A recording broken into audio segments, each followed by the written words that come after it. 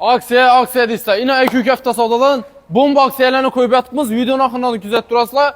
Yine sizlərə central aksiyaya koyup verəmiz. 2023 yılda işləb çıxarılan avtomat korobka maşinimizin bir dana kəmçiliki, lükü yok. Başka hemen nersesi full. ABS bağ, matafonu bağ maşinimiz diskeli, bir dana lükü yok maşinimizin. 4 tane paketinden boş balolla takılgan ABS'ları bağ maşinimiz çok osoyed. 2023 yılda işləb çıxarılan ayakta yine orijinal polikler taşalgan, çexolları zavaskoy özünükinde avtomat korobka matafonları bağ görüntüsüyle maşinimiz sostoyaniyasi idealniy holatda.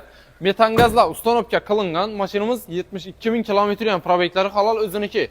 Maşinimizni eldinden hech qanday to'lovlarsiz alıp ketsangizlar bo'ladi. 2 hafta savdoga navbat bo'lib yotibdi. 22 aksiyalar alıp qoladigan yeri.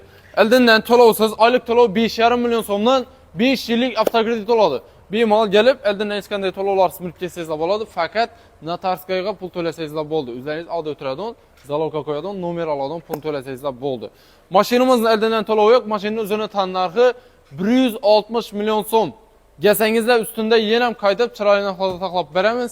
2 hafta savdoda xizmətdəmiz. Barterlara maşinlarınız bolsa kep bersengizlər doğru barter etib üstünü plusmuzu hesablaşıb doğru avtokredit çıxarıb keçsəngizlər boladı. Gələ verəsizlər 2 hafta savdoda xizmətdəmiz.